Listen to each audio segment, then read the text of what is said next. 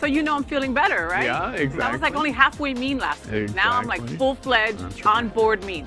Well, I knew you were going to be trouble when you slapped me after the first show. After I slapped you on your butt and your face. Don't threaten me with a good time. And Manny Simone with us tonight, first time anchor. Manny. Hey, happy to be here.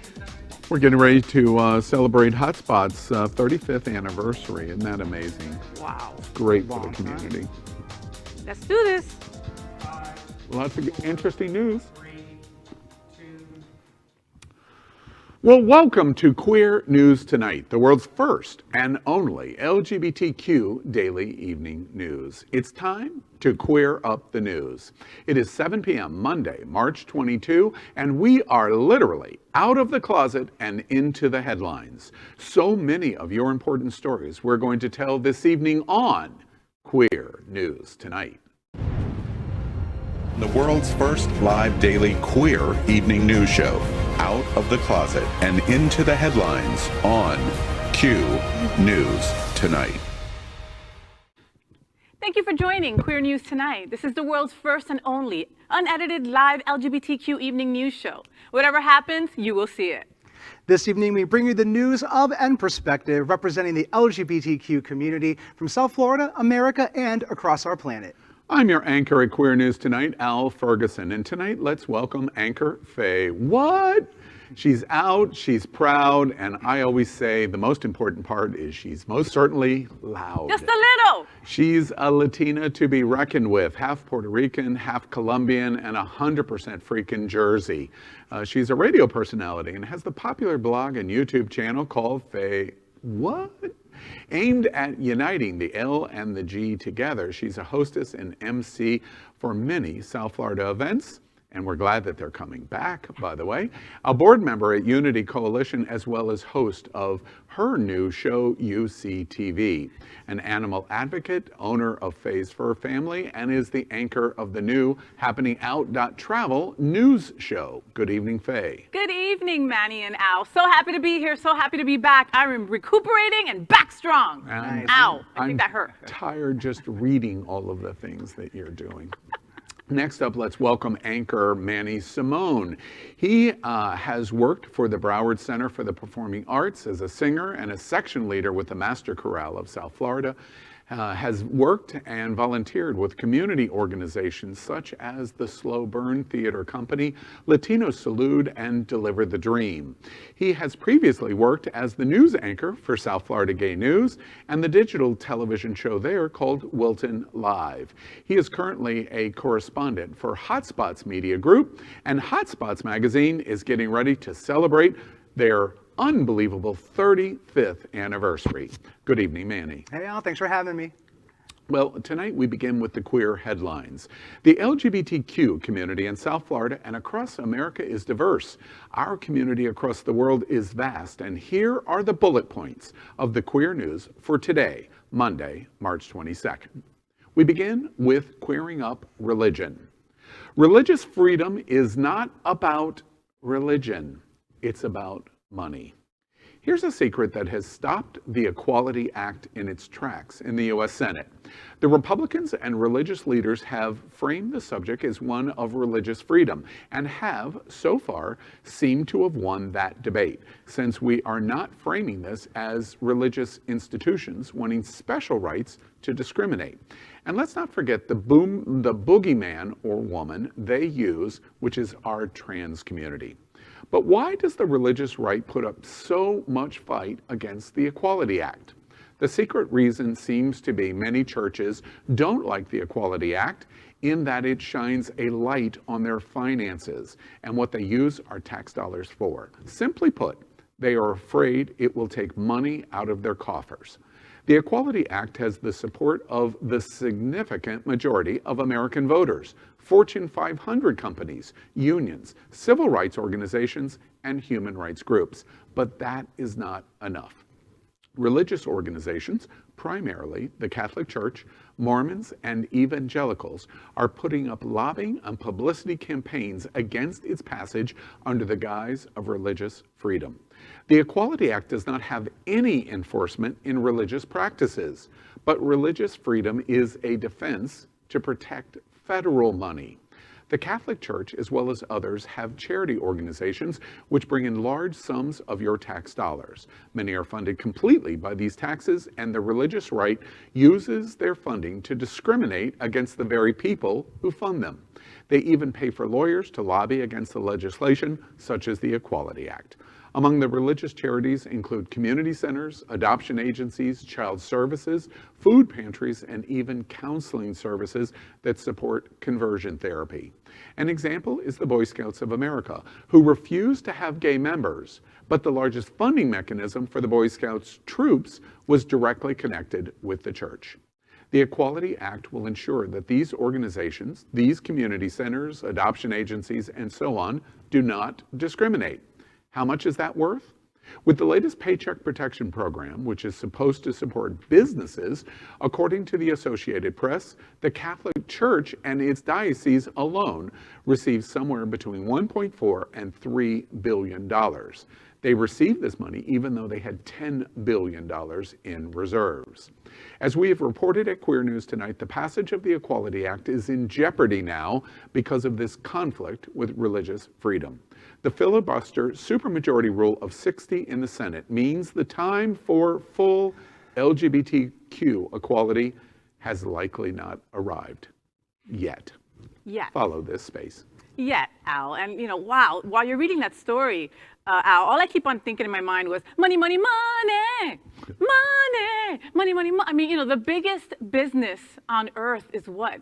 Religious organizations, and of course they don't want to be transparent with how they use their funds, how they get their funds, and all the millions and billions, like you said, in taxes that they don't have to pay and get amazing tax cuts in other ways.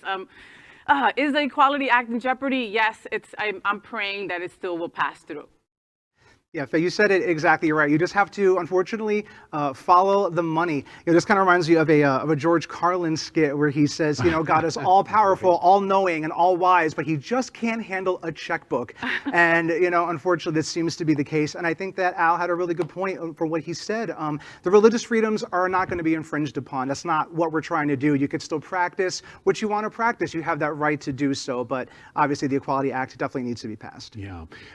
This comes down to not of a question of whether a private business like a bakery can bake our cake. That's not affected by the Equality Act. It's when these institutions that receive federal money, they would not be allowed to discriminate. And then broadly, there's constitutional protections like there is for civil rights for people of color. And so at least let's begin by calling literally a spade a spade. That's what's going on here, and likely we're preparing ourselves that the Equality Act, certainly, and as the president's commitment of his top thing that he wanted to do after COVID in the first 100 days, is likely not going to happen. Next, we queer up entertainment.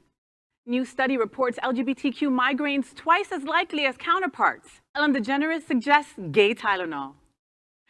A new study has revealed that gay, lesbian, and bisexual people experience migraines 58% more often than straight people. The University of California study found that gay, lesbian, and bisexual people weren't the only groups who get migraines more often. Women, poor people, and Black Americans also experience them at higher rates than the general population. Dr. Jason Nagata, assistant professor of pediatrics at UCSF, told the Thomson Reuters Foundation, quote, there might be a higher rate of migraines in LGBT people because of discrimination, stigma, or prejudice, which may lead to stress and trigger a migraine, end quote. Discrimination created migraines may seem obvious before study results were announced. What was unusual is that Ellen DeGeneres had an immediate solution on the news. Ellen's drug company, a very good production, announced a new product called Gay Tylenol. In a commercial posted to her show's Instagram, DeGeneres revealed a new over-the-counter medicine designed specifically for queer headaches. But it's definitely not for everyone. Watch this. You ready to start the show? Yeah, in a minute, Andy. I'm just not feeling that great. Wow, I'm sorry to hear that. Ooh. I love being gay, but I can't stand the headaches. Seems like anytime I want to go to brunch or build a shelf, my head starts hurting. Luckily, I found something that helps. Tylenol Gay. It's the only over-the-counter medicine designed specifically for gay headaches. Regular Tylenol treats common heterosexual headaches that tend to steadily increase in pain. But Tylenol Gay attacks those pesky gay headaches that feel like a parade is in your head, and not the good kind. Before you know it, your gay headache is gone, and you can get back to all the gay things you love. Here she is now, Ellen DeGeneres. Don't use Tylenol Gay if you wear cargo shorts, socks with sandals, or have ever hosted a gender reveal party. If you're unsure about your sexuality, or only experimented once in college, ask your doctor if Tylenol Gay is right for you. Just because your headaches are here and queer doesn't mean you have to get used to them. Yeah, thank you, Ellen, for that one. You know, Faye, you're right. It shouldn't be a surprise to hear that marginalized groups are going to experience higher levels of stress, including people with lower socioeconomic status as well. So it's definitely not a surprise. I think what's interesting about this article is that when you are a cisgendered white male, for example, you might not even think about something like this. You know, they take a lot of daily things for granted. So just take something as simplistic as we get more headaches than they do. Just take something, for example, those like holding your partner's hand. They take advantage of being able to do that every day. We're not able to do that. So though this article to me really isn't breaking any new ground, I think it's important for us to realize that it's these little things that people take for granted. You know, when I read this news, a couple of notes. First off, we love that somebody like Ellen DeGeneres would do a fun commercial like this on serious news, because the news is serious, but she makes light of it, which brings you right back to the seriousness of the news, which is excellent and brilliant. That representation matters. However, the one thing that I should say, the only group that is affected even more than LGBT or people of color at 58% more migraines is anybody that's living currently at the Mar-a-Lago compound in Palm Beach. They are getting migraines a little more frequently than we are. And listen, I love the commercial. Ellen, te botaste, me encantó. I loved it. Tylenol Gay. I got to get me some of that. If I want to build a shelf or something, you know, that was just hysterical. I loved it. And, you know, about the study, you know, I'm in total agreement. I can see why we get more migraines. You know, we're usually surrounded by very dramatic, chaotic friends, and they cause migraines and headaches. So makes all the sense in the world to me. Yeah, I'm getting a headache as we Why? speak. Because I'm talking? Is that why? I see you. Why are you holding your head? Manny, save me, please. All right. So we're going to continue with queering up entertainment. Drag Race reportedly has an international all-stars coming. So, alleged spoiler alert. Please mute queer news tonight if you don't want to hear the latest RuPaul news. I'll give you a second. Okay, you're still with us. So we've seen RuPaul's Drag Race, we've seen All Stars, UK, Thailand, Holland, Canada, España, and now the Girls Down Under. So what is next? Britain's newspaper, The Sun, says it's international All Stars, and two of the contestants will be UK's Bag of Chips and Blue Hydrangea. According to The Sun, the new iteration of the long-running series, International All-Stars or All-Stars International, will also feature queens from the US, Canada, and Holland. There were rumors earlier this year that Ru's production schedule had her leaving New Zealand, where she filmed Down Under, and then traveling to London for UK Season 3 and the international version back-to-back. So if that's true, the news is interesting because other major reality franchises like American Idol, Amazing Race, and others have tried but failed to generate interest in international versions of their shows. Industry experts suggest that national fans do not follow other nations' interests with the same level of international interest. RuPaul USA and its worldwide strength may make an international version a sole reality show success. You know, what's really fascinating to the average listener of this story, I have great experience with RuPaul's Drag Race through the years. I think that they get it right. I watched American Idol in the international version of it. I watched The Amazing Race of the international version of it. And both shows were like watching paint dry. And that was with talented people participating in both of those shows. This has all the makings for the exact same thing, because a queen from Holland, for example, to translate in the US market will have great difficulty. If anybody can pull it off in reality, it's the winner of Best Reality Host in the last 3 years in a row. But it's going to be interesting to watch because it may be the first failure that we see from the RDR franchise. Too much of a good thing bad? Okay. I love cheese, right? So then when I went to Spain and had way too much cheese and it did not go well, right? Okay, I love Drag Race. Is too much Drag Race too much? I don't think so. Like when I was recuperating the last 2 weeks, I caught up on all the drag races, all of them, even Canada. And I enjoyed them all. So keep it coming, keep it coming. I mean, I'm sorry, World of Wonder is going to take over the world.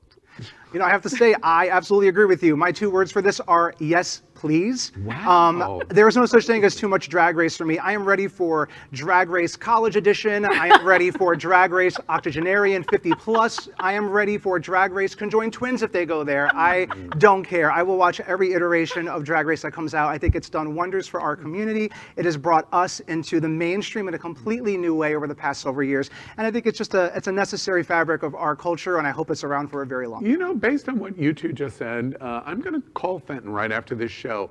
RuPaul Tantrums and Tiaras. That you might be onto something there. I called it. I said it first. It's mine. Okay. All right. Next, let's queer up trans rights. South Dakota's Republican governor refuses to sign a bill banning trans athletes from sports. Yeah. Oh, wait. South Dakota's Republican governor, Kristi Noem, has refused to sign House Bill 1217, a bill that would ban transgender athletes from playing sports in schools and colleges.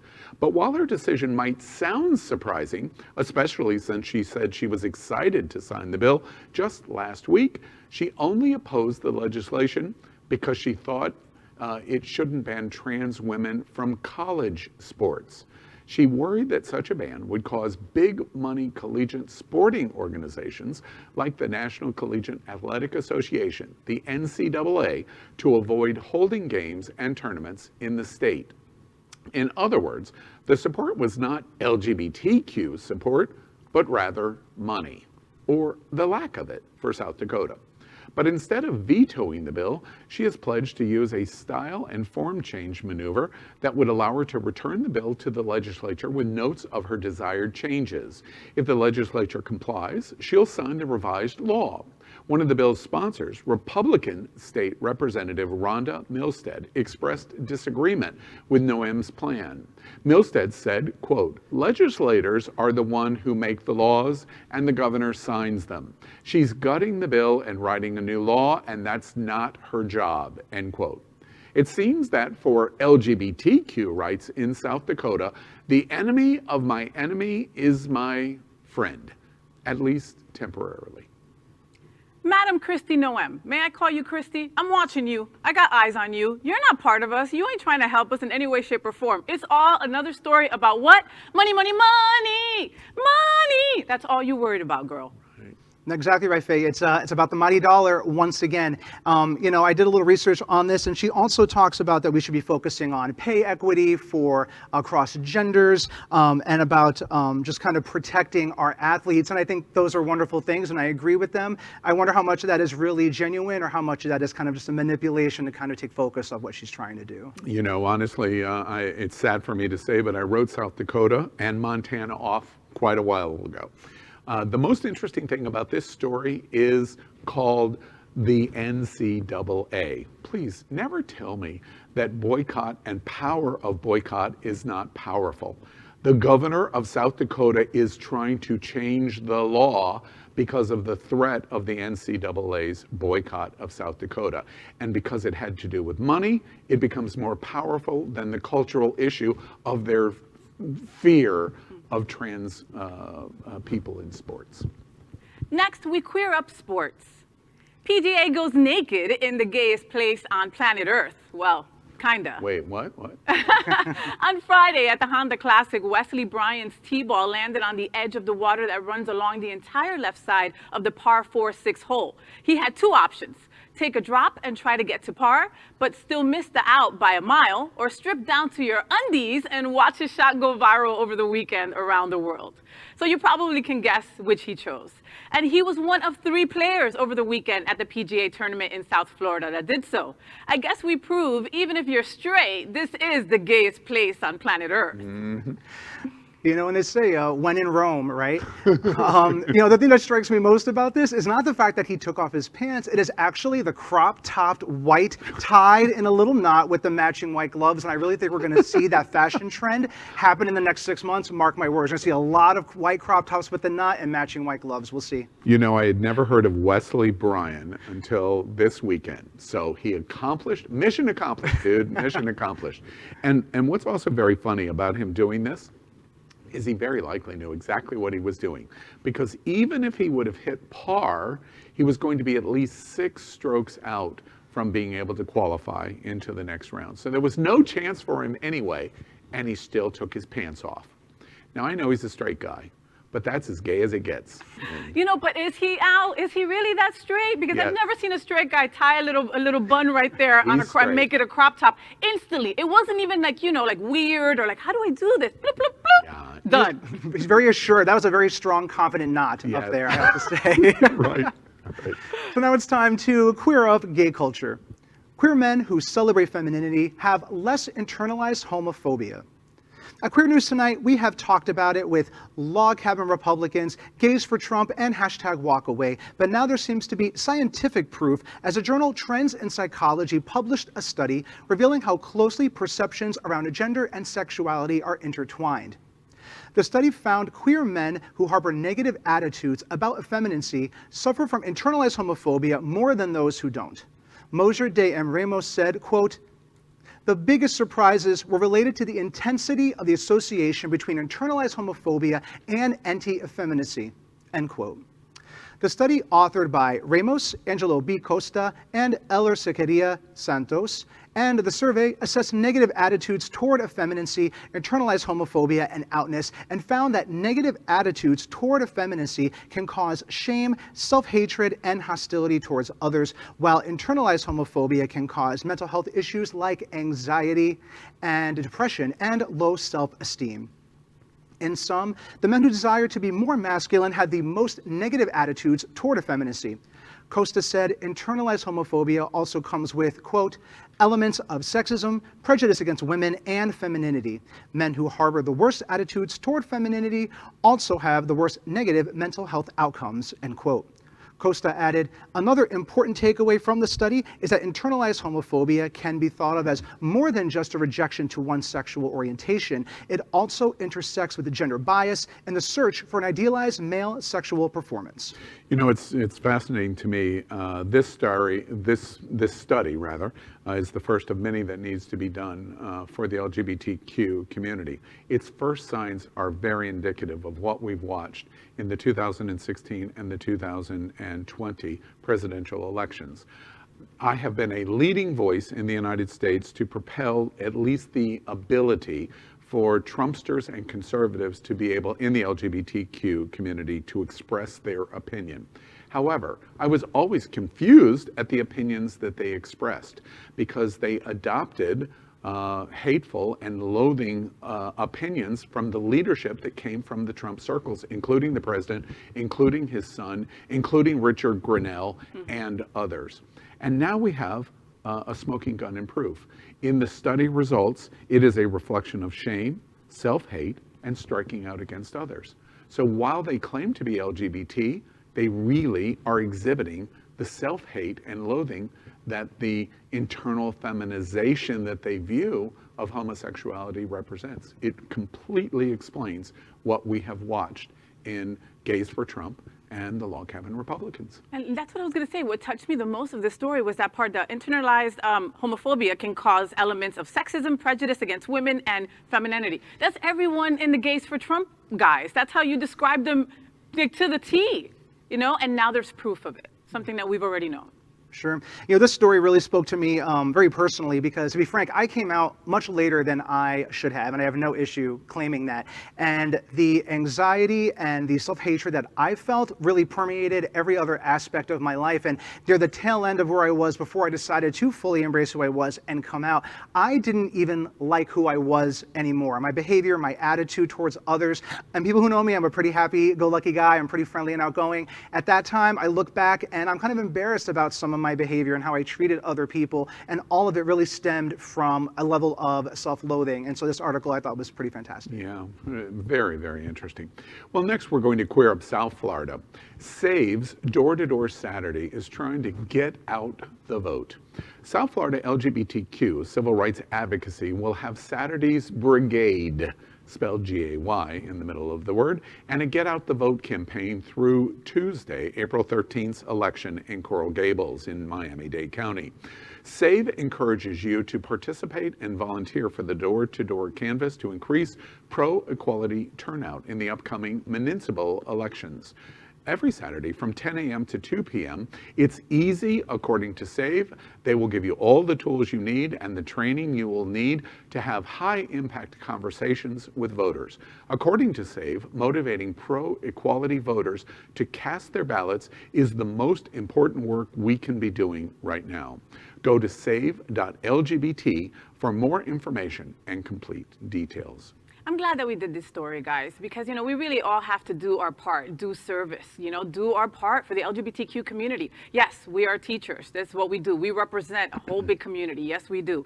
And when we help these organizations, we really are giving them the power that they need, especially what a tough year everybody had last year. Yeah, I get it. We couldn't volunteer in different places. Now we can again. And you'll be doing it in Coral Gables. They're nice to most people there, So go to save.lgbt right now and sign up for that. This is a great thing. You're right. It is an absolutely amazing thing. I think anything that mobilizes people to vote, you might not agree with everyone else's opinion, but everyone has a right to have their voice heard, and even if it's on a local level. And so I think what they're doing is fantastic. Even while we're watching great things from the Biden administration and this White House, the real battle is in our local communities and on the state level. And so supporting organizations like SAVE, Equality Florida, the National Task Force based in Miami-Dade County, it's really more important than ever. We can't be lulled into complacency because we like what we're seeing in the White House. It's a signal to actually work harder than ever. That is our queer headlines for today. So let's catch up on the LGBTQ news surrounding COVID-19 with our special segment called Quarantine Quickies. Queer News Tonight has been LGBTQ America's most important news source on the pandemic, as we have reported on coronavirus on every news broadcast since January 6, 2020. Tonight, we report the devastating effect coronavirus has had on the American and worldwide LGBTQ community in total cases and deaths.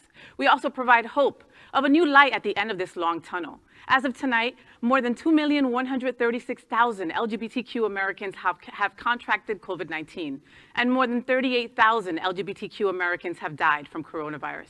As of today, more than 124 million doses have been administered in the U.S. of the COVID-19 vaccine. It's time to queer up Quarantine Quickies. State of emergency declared in the gayest place on planet Earth.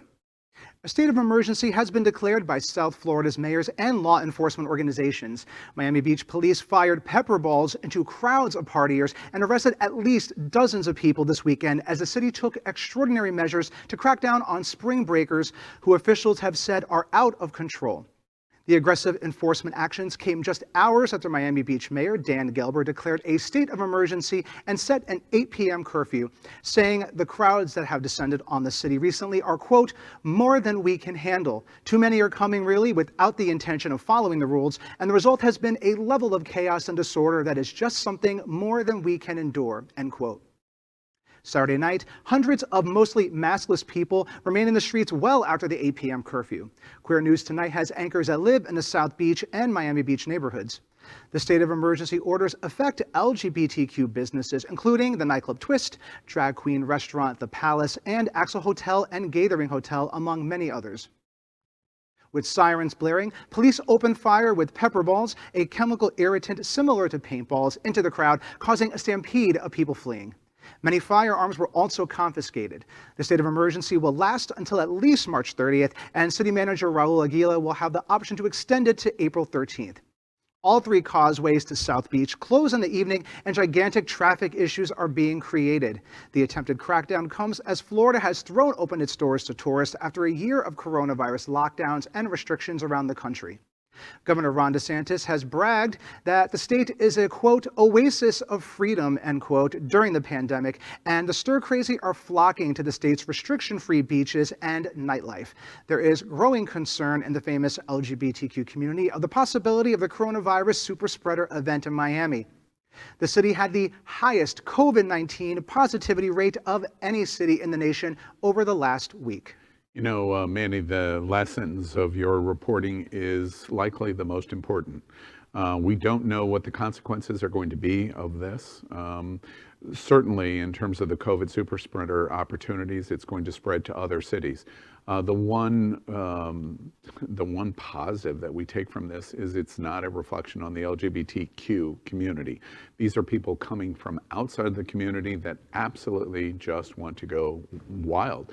I read yesterday that the average airfare out of the Northeast and the Midwest coming to Miami or Fort Lauderdale for spring break, the average airfare was $72 round trip.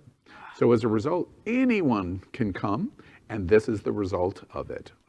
Frankly, I've never even seen anything quite like this.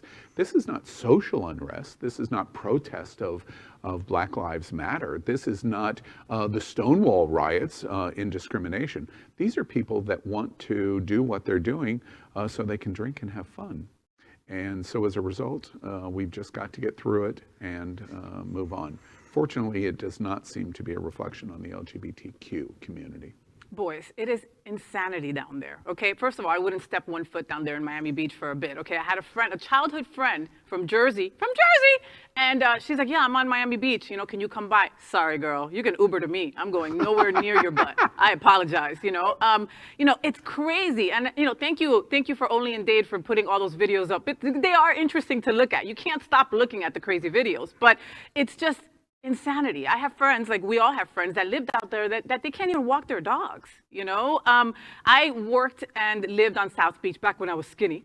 And I used to bartend at the Clevelander on Ocean Drive, right? And we were used to having an influx of people come for Memorial Day weekend, for spring break and everything, but everything was calmed down. For Clevelander to put out a notice and say, listen, we can't guarantee that our workers will be okay. Shocking. Screw making up the money that we lost last year on COVID. Peace out, mic drop, see you guys later.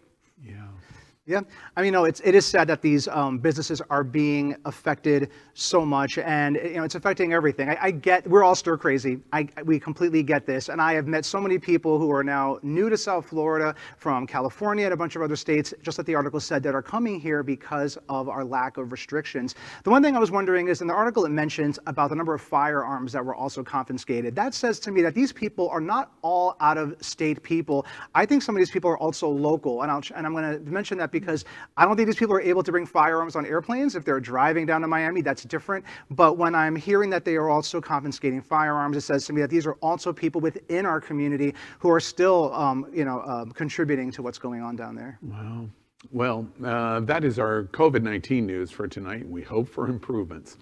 Next, we report that Happening Out Television Network is passionate about our support for the LGBTQ community. An example is right here at the Sunshine Cathedral, the world's largest queer church here in Fort Lauderdale. We are broadcasting from our permanent set here at Sunshine in supporting that partnership.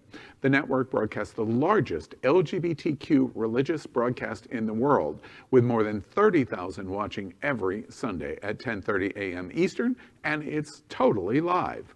We encourage you to tune in, and our campaign of sponsorship proudly supports Sunshine Cathedral is my queer church. Watch this.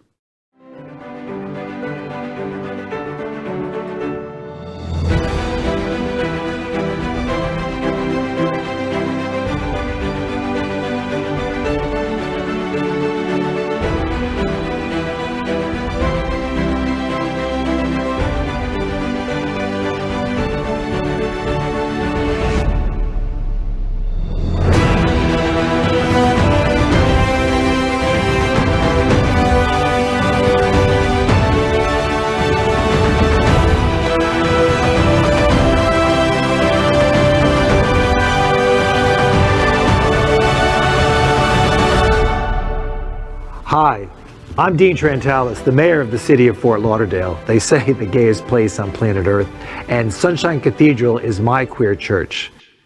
We'd also like to thank our set designer, Concepto Modern Living here in Fort Lauderdale, for making this set in this amazing queer church campus possible.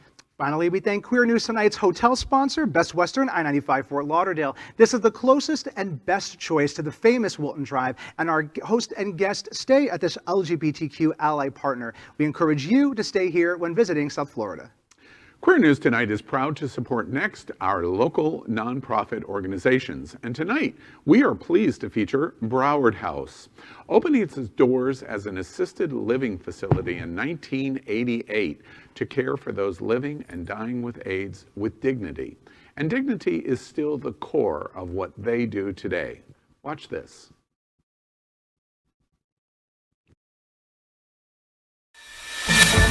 Every 9.5 minutes, someone in the U.S. is infected with HIV. An estimated 50,000 new HIV infections occur annually. 44% of young adults ages 18 to 24 are unaware. Nearly 18,000 people with AIDS still die each year in the United States. 1 in 88 residents over the age of 13 in Broward County are HIV positive. The facts are clear. HIV prevention and care does save lives. At Broward House, we provide comprehensive care for individuals diagnosed with HIV and AIDS.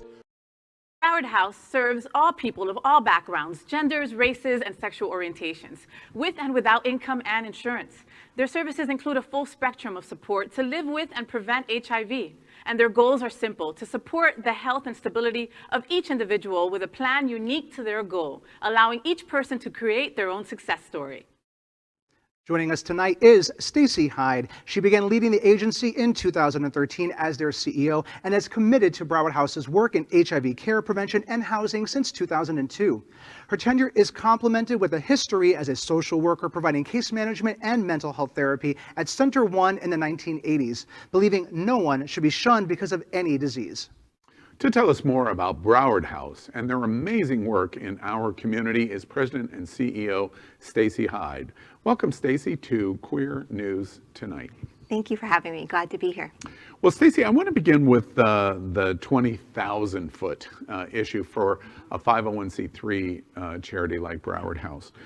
You've gone through, this is the middle of March, you've gone through something unprecedented in the last 12 months. I know it's something that New Year's Eve 2019, you could have never anticipated what those 12 months were going to be like. How did you get through it?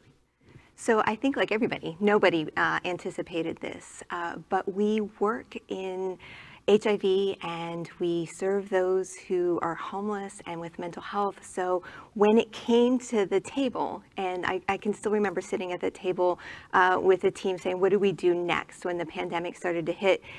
Everybody said, well, we know how to respond to crisis. We keep providing care. And we found the mask guy. We asked for help. We reached out to our community, as all of us did in unique ways. But I have to say that our team of staff just said, we know what this looks like. We know what a pandemic looks like. We have lived with HIV for 30 years as an agency. So we wanted to make people feel comfortable and do the work. Now, we had to jump through hoops. We had to figure out technology. We took medications to people's homes and picked up food to take to people's homes. And we had to find new ways to do it.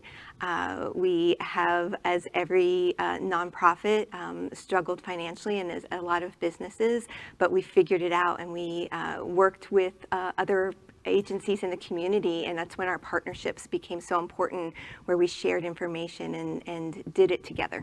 Stacy, you're literally the first person that I have heard in the last year make the linear dot connection that yours and our community's experience in HIV was a training ground to prepare for the biggest pandemic in history. Yeah. That's super fascinating in terms of that. So that's how Broward House got through the last 12 months. We'll talk about what's next in a minute. I'm curious, as the CEO and president of Broward House, there must have been days where you just didn't want to get out of bed. How did you personally get through this? There was a lot of deep breaths and a lot of swearing. But it's the same thing that has driven me for my entire career, is I want to see people reach what they deserve. And what we do at Broward House is incredibly important to people who often don't have anybody. And a lot of times we'll hear, we've heard about money tonight on the episode, but we have found that a lot of times people, it's not the money, but they're one person away from whatever that goal is. If it's being stable with mental health, if it's getting HIV under control. And I knew that I needed to be that one person for our staff, and that our staff needs to be that one person for the thousands of people we serve.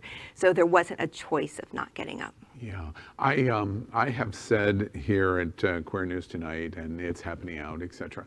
It seems like 10,000 times that our 501c3s, not-for-profits in our community, are the ones above all else that have taken it on the chin and need our greatest support. But you remind me of something in what you say there is that's not true. The people that have taken it on the chin the greatest are those that you serve, that are one step away from catastrophic need. Their HIV is not going away. Their drug regimen, their health regimens, the other kinds of services you provide. How were you able to deal with the financial issues that you needed to deal with at Broward House over the last 12 months? You had to get creative in terms of... luckily as a nonprofit, you know how to get creative and do with what you have. So we did the best that we could with what we had. There was also community support. Our fund and the Smart Ride stepped up and provided support for us immediately. And that's when we recognized how important our community partnerships are as well. We have shifted how we do business. We've worked with our funders and had to ask for new ways of doing this. But really right now we're focused on fundraising to make up that gap, because there is a gap. But we have done the best that we could with what we have in front of us. Yeah, that brings me to something that's important coming right up. Of course, I've heard of Dining Out for Life. You participate in the national program. Broward House is the focus component here in South Florida for it, raising money, obviously, for a great cause.